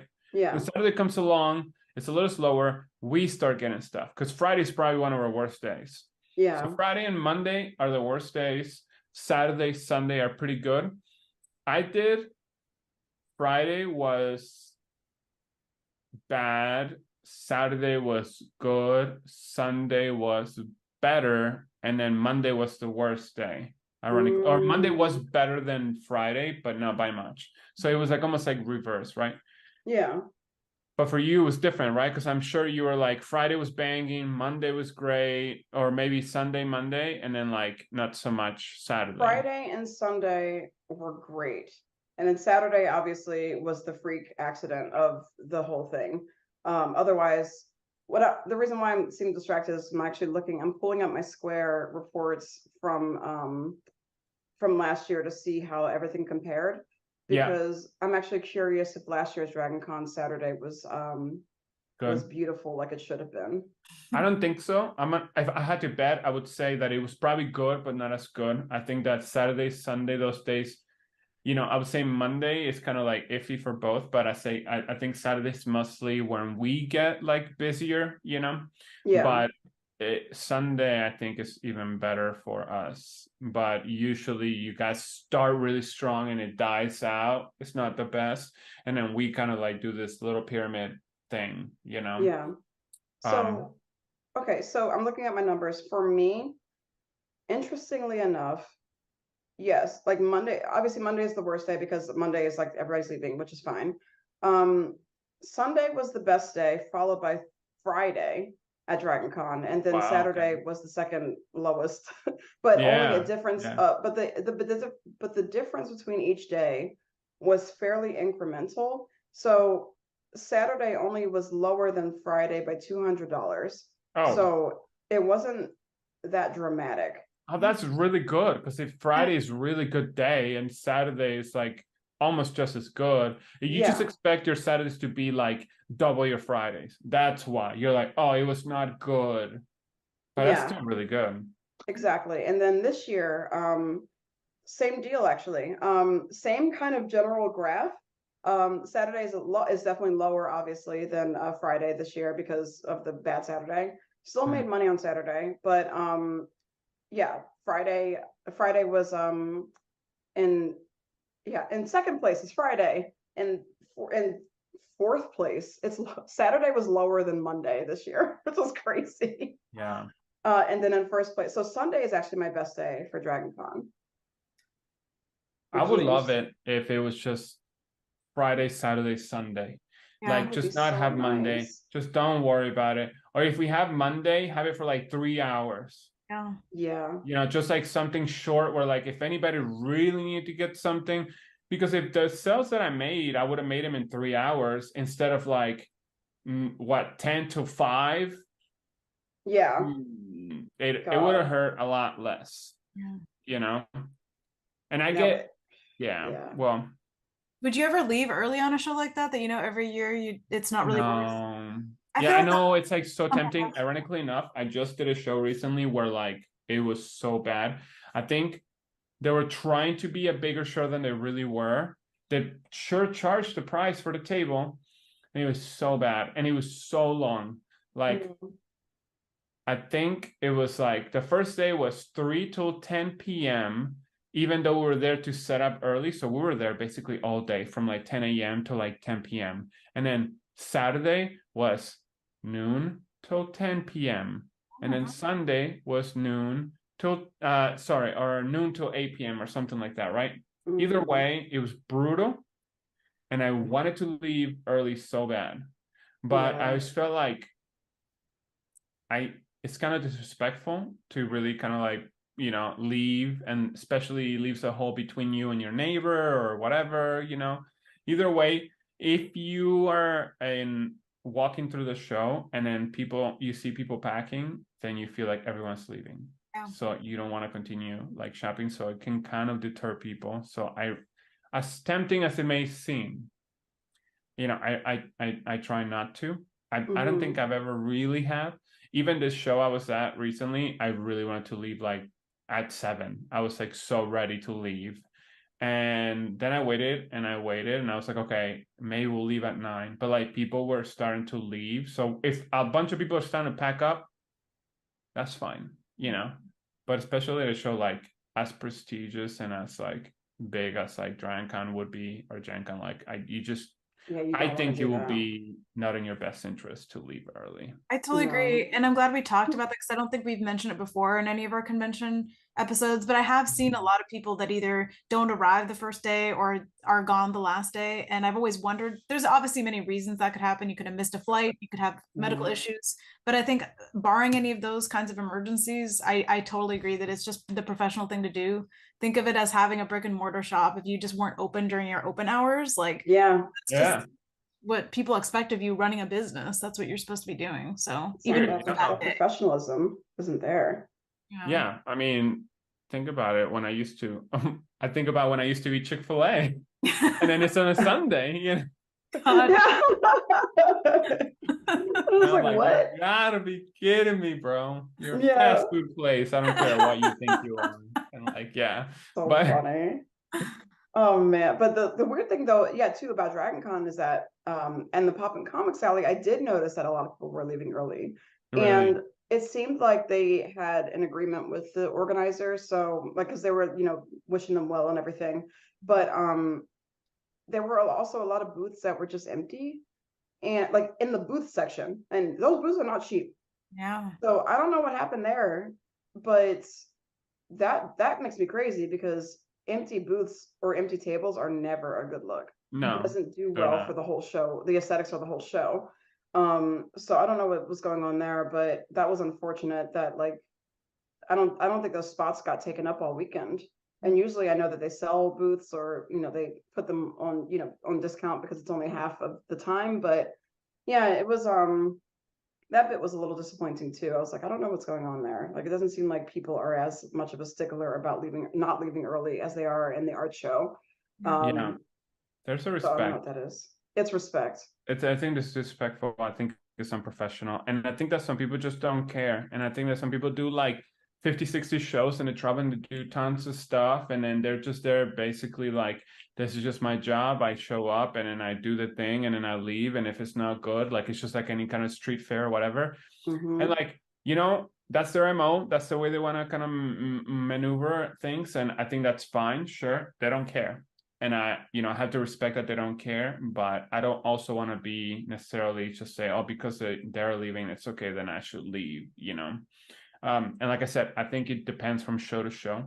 Not to say that, you know, I'm not trying to say some shows are less. Yeah, sure, you can leave from that show. That show's like whatever, garbage. But yeah, I think that's at your discretion. but I will say a very jewelry show, a show that feels very much like family, a show that feels like people really want to take care of you, and collectors come and they comfortably drop what they drop, to get what they want to get from you. Yeah, you being like, oh, it's pretty slow today on Monday. I'm gonna leave. Yeah. Not a good look. Yeah, not a good look. It doesn't matter. I can sit here and say, oh, hey, maybe it didn't go so well this day, so I wish Monday wasn't a thing, whatever, maybe some people did great on Monday, and that's why they're like, Monday's my best day. I'm glad they have Monday. Like, that's fine, but all that being said, I'm still gonna suck it up and stay there, So yeah. Yeah, can power through and let it fly. But Build yeah, character. It does. It does. Something you said about humility earlier. I feel like everyone should do a show at some point, because it doesn't, like you said, it doesn't matter where you are in your career or how good you are or whatever. You are going to feel some kind of discomfort from being at a show, and I think it does really test you, and it's uncomfortable, but it's good.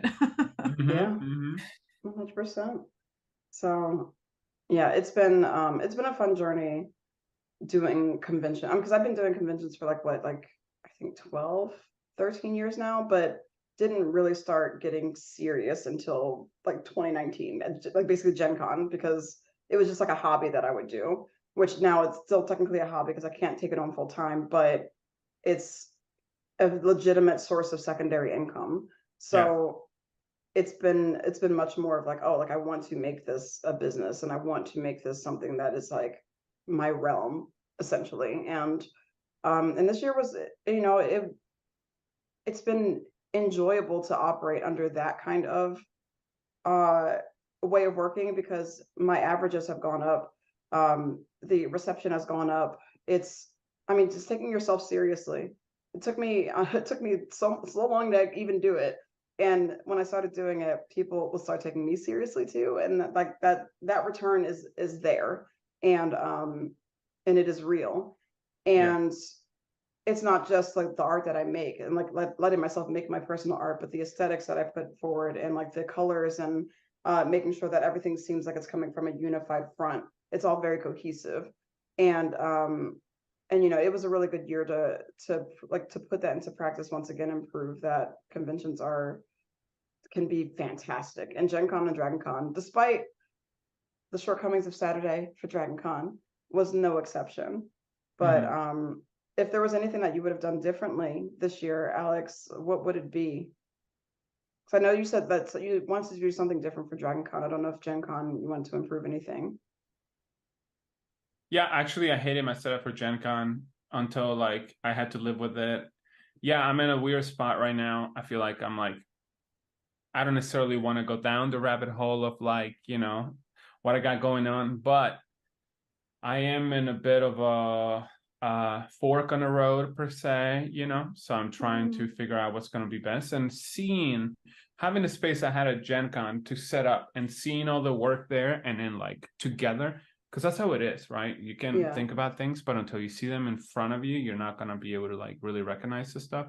So I think I saw my work, I saw that, and this actually went on to Dragon Con.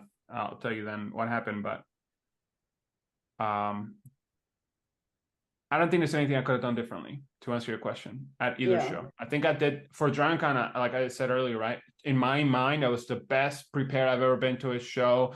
Early, everything was done, and then I still had things to worry about, right? So you can never be ready enough, and that's fine, but I did everything I could to be as ready as possible.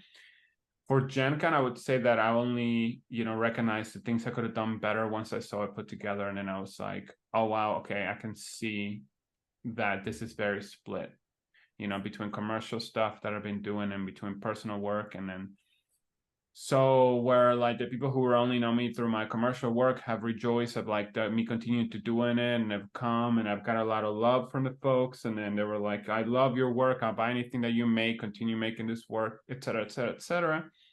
Right. There was a lot of people who only come to me for my personal work, and they were like, hey, what have you done new this year? Right. And then I'm like, oh, I have this entire bunch of pieces over there, but they're for commercial work too. and other stuff that I haven't shown. So then it kind of puts me in a bit of like like I said, a fork in the road as to like, am I going to pursue one way or the other? But I don't like being this two-faced, not two-faced in a negative connotation that comes with it, but like two kind of like split table booth, with it's got to be one or the other, and then figure out a way to still provide for those people, for both customers, right? Fans. So yeah, I think moving to Dragon Con, I tried to accommodate better to make it look better. So when I did my setup on the table, I make sure that what I had commercially was on its own table, separate enough that I still had like an identity over here. And I did that. That was part of my identity, but not my identity, right? Yeah. Yeah, I had people who collect from me, and they were like, so what have you done new this year? And I was like, oh, I have these 2-3 pieces I've done new, but I've also have, and they're like, oh yeah, I know you've done all the other stuff, but okay, cool. So that hurt. That was kind of like hard to hear, because they're like, oh, maybe next year you'll have some other stuff that's not this other stuff. Oh no. Yeah. So they're not entitled to you making anything. Yes, but okay, I'll tell you how I took that. I appreciated it, and it only hurt me to hear it because I have it already feeling it, right? It's kind of like when somebody's like throws an insult your way, and if you know it's not true, you don't care. But if you feel self-conscious about it, you're gonna get super defensive. Doesn't matter what it is, even if it's like just a little jab, right? Like they're noticing something you thought you were the only one who you were hoping that you were the only one who saw. I was like, oh, maybe I can skip by. And maybe I did. Yeah, but all it was just that moment, for him to like have the conversation. And I felt like it just felt like he didn't want to say it, but he was alluding to it. And the moment he asked me, when somebody looks and they're seeing, okay, let's just say somebody's collecting stuff from you, right? They're familiar with your work. If they come to your booth and then they say, you know who they are, they're a collector, right? They collect your stuff. And they say, so what have you done new this year when they've already been looking at your booth? It makes me feel like he doesn't see anything that's new. He doesn't see anything that's like new enough to like recognize. So he alluded to it a few times, but then before he left, he dropped that on me. And I was like, no. Like, you were here to kind of like, if I had any doubts of what I wanted to do, like now I know. It kind of reinforces that, because I know it meant so much to me to hear it, because it kind of like, made me spiral a little bit. And automatically I had other people who came and they were loving what I've already been doing. And, so like, you're going to get both. It's okay. So it's just a matter of like what I want to do rather than like, like you said, oh, they don't have the right to tell you what you want, what you should be doing, right? Like, oh, you need to make new work for me, right? The collector. Like, it's not that.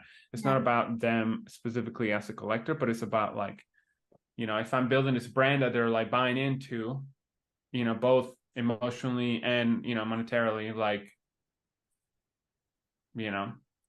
what am I doing here? So that's my choice to make, not theirs, of course, but still. Yeah. I mean, I know what you mean. I always put a lot of pressure on myself to make a ton of work, and there have been plans that I've been wanting to put in for so long, but I've been burned out for so long that I haven't really been able to put real effort towards them. And sometimes I get that question too. It's like, what new stuff have you made this year? And I have things that I've made this year, but it's never at the volume of art that I want to make. Sure. And like, I had a whole plan to like do mini pieces for the avant-garde, and I just haven't done it yet. And I really want to be able to present like a full world. Like, I want to make my whole table avant-garde one day. That's my goal for conventions, and that would be really cool. But I know that that's going to take a while to implement, and I have to be patient with myself in order to do that, and not be so mean to myself and be like, why haven't you done this yet? But just like, no, like, this is what we're working towards. We're going to go towards it, and we're going to find a way to get there. But that's what I feel is right for what I want to do, and right for my brand. And so I'm trying not to get too down on myself, even though I know that my instinct is going to be like, well, why haven't you done this already? Like, why didn't you make more art? Why are you still making any fan art at all?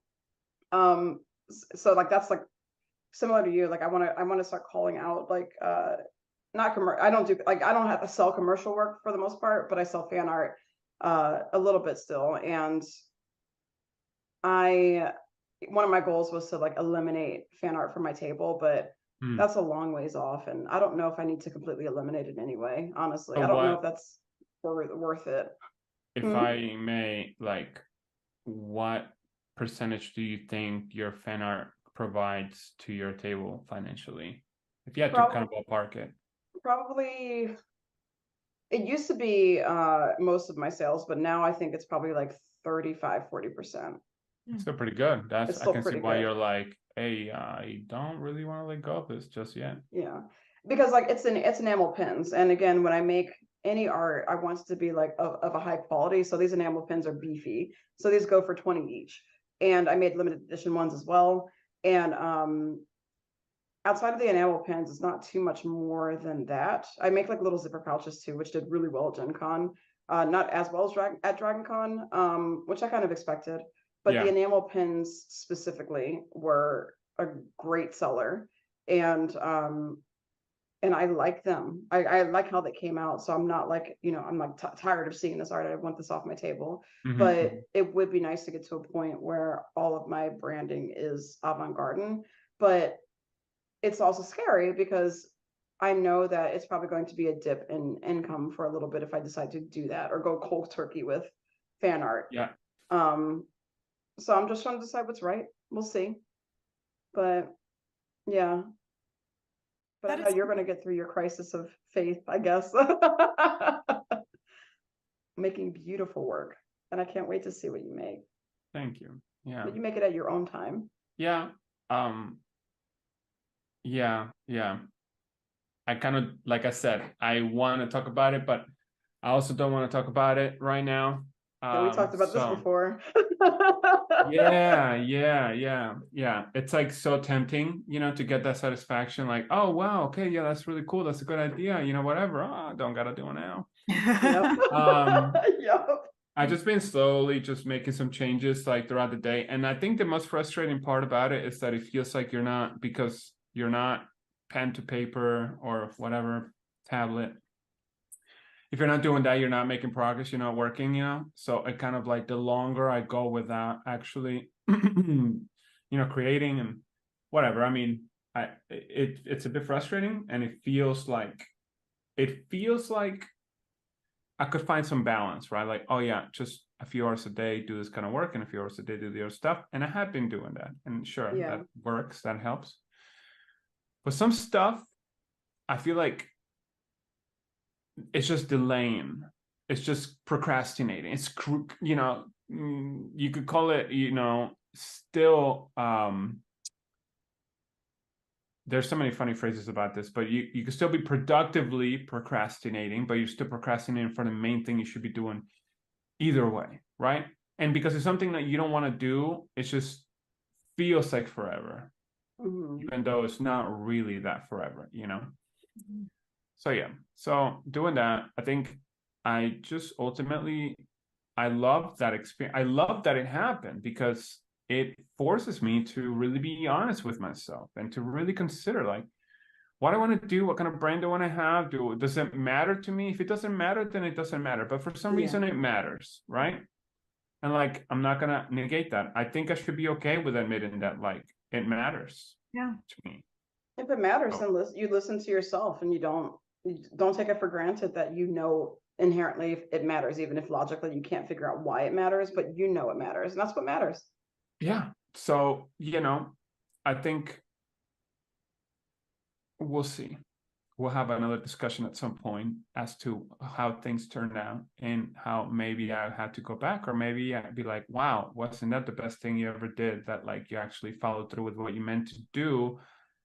You took off the safety net, right? I think that's what it is. It feels like because this thing works for me, I can slowly build over here, but it doesn't matter if that falls because I have this. But if I don't have this, then I better then make sure that this works over here. And I think that is the tricky part. I think that's what's interesting, that it's like sometimes when you have nothing else to lose, that's when you take the big risk, because otherwise, if things are going well, what is the incentive to take a big risk? So and I think it's the only way it would ever happen. Yeah, I think it's good to make that though, but I think it's also I'm incredibly grateful to have the perspective, to have been successful in both, you know, as I have been so far, and you know, hopefully continue to be, you know, that I get the opportunity to stop, you know, swimming for a minute and then look around and be like, okay, recognize, you know, that's not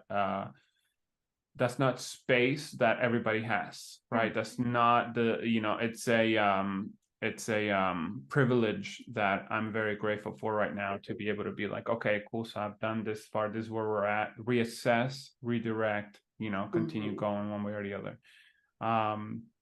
And so yeah, I'm incredibly grateful for that. And so we'll see what it brings. I am excited about it because I think financially, sure, we achieved something, but then now we know there's more beyond that, and so now we pivot. Yeah, I think that's admirable, because most people would just keep trucking if it's going well too. So there's that as well. It is a recognition, right? Like, is that my goal? Because if that's my goal, then by all means continue. But if somehow it doesn't feel like that is the end all be all, then like we gotta change, you know, evolve, grow, flow, like, you know. So here we are. Yeah, I think that's I want to get into it too, and I can't. Let's not. There's so much. Let's not. I think this is it. Thank you, everybody. Yeah, seriously though, like we've been recording for like 2 hours. Thank you everybody for joining us. I hope you got something out of our con reports for both GenCon and Dragon Con, and a little bit of knowledge and inspiration otherwise. But Alex, like always, thank you so much for joining us. Really appreciate having you on the show. You make it easy. So we love having you on, and yeah, it was great to see you at basically the entire convention year, aside from MomoCon for me. So it's been a pleasure, and until next time, you'll be at Lightbox, right? But as an attendee, wandering around. That's finally not get to meet making you. money. Yeah, oh, exactly. wait, I haven't met in person. That's crazy. Oh yeah, no, it's gonna be awesome. Not making money, just spending it. Just spending it. That's fun too. You deserve to spend money. You made a lot this year, I'm sure. Like you deserve to. You worked really, really hard. So spend that money. Treat yourself. It is good not to be worried about a table, you know, or have any expectations, just to go there, you know, regardless. Because I know, it's all right. Both happy and sad at the same time. Yeah. But it's okay. It'll be fun, and I'm looking forward to seeing everybody likewise. But actually, and for anybody listening right now, we will be at Lightbox. Me and Mia will be there. I will be at Lightbox table 330. So please come visit me if you watch the show. Come by, say hi. So we will be around. You'll be around, yeah. We have to do that again. We will be around, so please come visit and say hi, and look forward to seeing anybody at Lightbox who's going. Until then, thank you all so much. We'll talk to you later. Bye.